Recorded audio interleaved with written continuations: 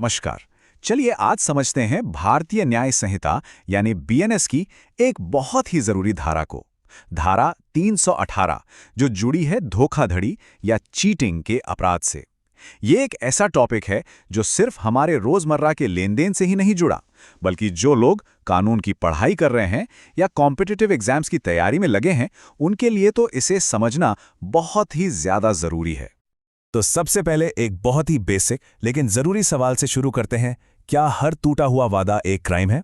सोचकर देखिए, किसी बिजनेस डील में पार्टनर अपने वादे से मुकर गया या किसी दोस्त ने उधार लिया पर वापस नहीं किया। अक्सर हम ऐसी सिचुएशन को धोखाधड़ी मान लेते हैं, लेकिन कानून की नज़र में एक सामान्य वादा खिलाफी जो एक सिविल मामला होता है और एक आपराधिक धोखाधड़ी में सच में जमीन आसमान का फर्क है। आज हम इसी फर्क की बारीक लाइन को समझने वाले हैं। तो देखिए, सबसे पहली और सबसे बड़ी बात, बीएनएस की ये जो नई धारा 318 है ना, ये असल में पुराने भारतीय दंड संहिता यानी आईपीसी की दो बहुत मशहूर धाराओं की जगह लेती है।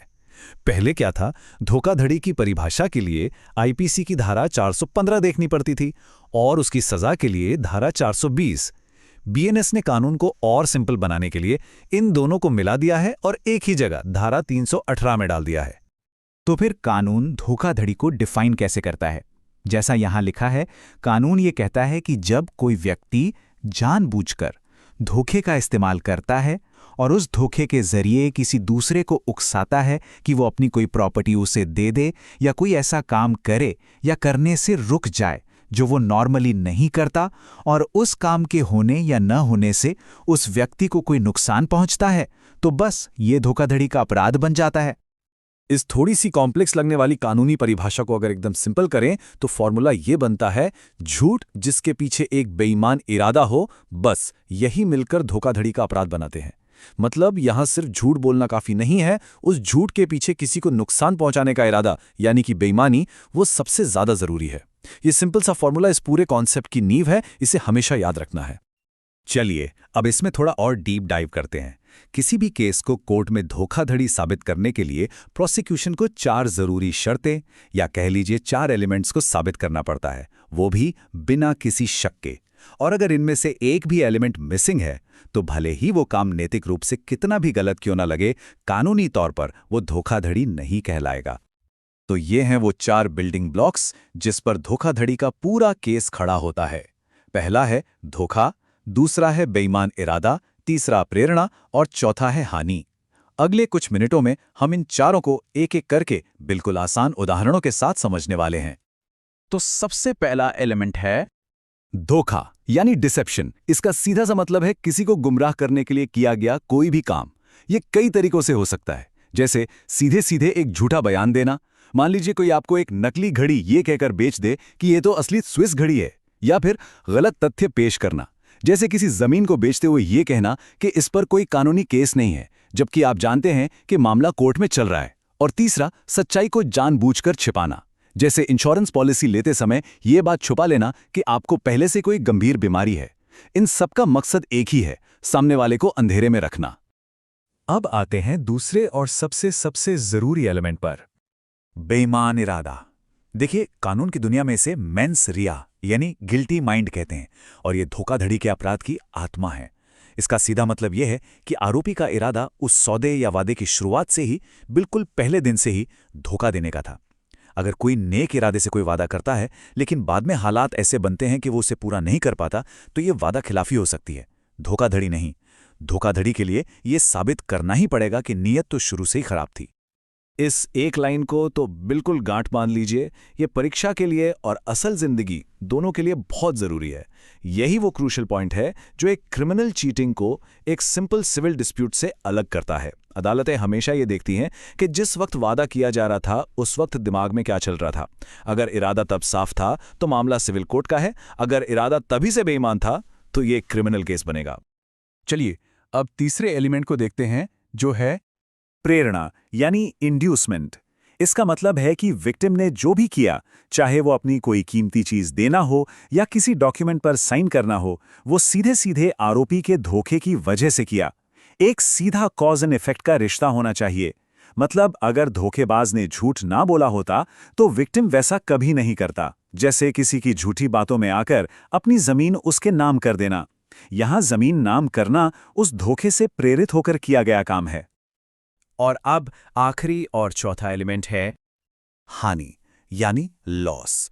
उस धोखे और प्रेरणा के बाद विक्टिम को किसी ना किसी तरह का नुकसान होना चाहिए। और ये नुकसान जरूरी नहीं कि सिर्फ पैसों का हो, ये प्रॉपर्टी का, शरीर का, रेपुटेशन का, किसी भी तरह का हो सकता है। यहां तक कि अगर सिर्फ नुकसान होने की एक मजबूत संभावना भी बन जाए ना, तब भी ये एलिमेंट पूरा माना जाता है। मान लीजिए किसी ने धोखे से आपसे एक ऐसा चेक ले लिया जिसे वो बैंक में लगाकर पैसे निकाल सकता है, तो भले ही उसने अभी तक पैसे ना निकाले हों, आपको नुकसान की संभावना तो पैदा हो ही चुकी है, और ये धोखाधड़ी है। तो अब जब हम ये समझ गए हैं कि धोखाधड़ी के वो 4 तत्व क्या हैं, तो ये जानना भी उतना ही जरूरी है कि कौन सी सिचुएशंस धोखाधड़ी नहीं होती।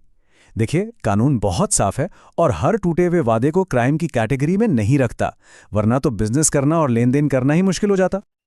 ये जो कंपैरिजन चार्ट है ये बात को बिल्कुल साफ कर देता है। बाईं तरफ है सिविल विवाद। मान लीजिए एक बिल्डर ने फ्लैट देने का वादा किया, लेकिन मंदी की वजह से उसका प्रोजेक्ट अटक गया और वो टाइम पर फ्लैट नहीं दे पाया। यहां उसका शुरुआती इरादा तो ईमानदार था, ये वादा खिलाफी का एक सिविल मामला है। अब दाईं तरफ देखिए, एक आदमी आपसे पैसे लेता है ये जानते हुए कि उसके पास तो कोई जमीन ही नहीं है जिस पर वो फ्लैट बनाएगा।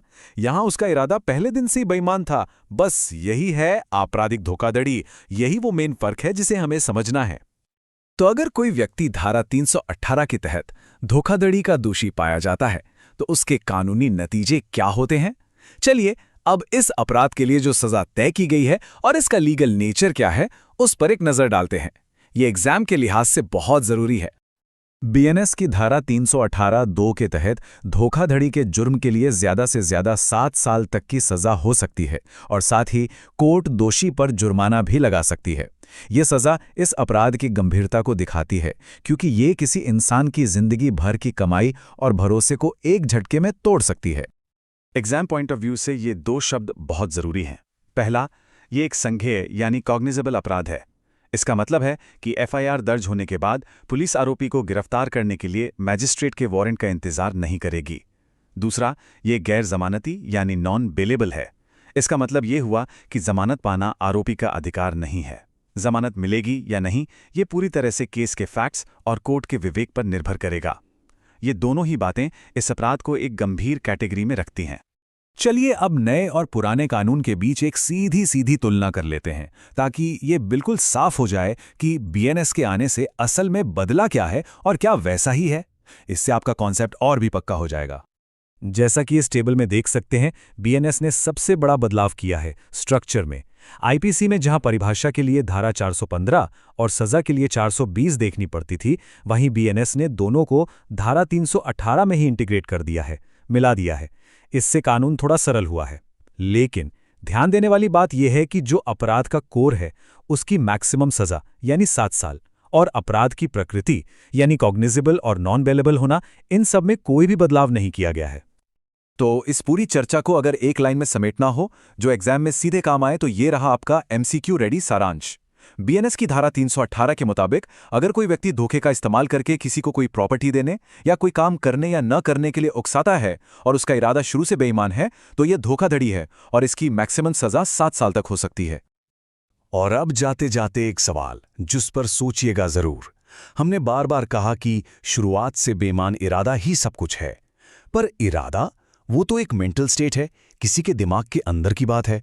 तो सवाल ये उठता है कि हमारी लीगल सिस्टम ये साबित कैसे करती है कि किसी व्यक्ति के मन में किसी ट्रांजैक्शन की शुरुआत में असल में क्या चल रहा था। अदालतें किन सबूतों और किन परिस्थितियों के आधार पर इस नतीजे पर पहुंचती हैं, इस पर सोचिएगा जरूर। अगर आपको ये वीडियो यूजफुल लगी हो तो target with Amit YouTube channel को सब्सक्राइब जरूर करें। ऐसी ही इजी और डिटेल्ड वीडियोस के लिए बेल आइकन दबाना ना भूलें।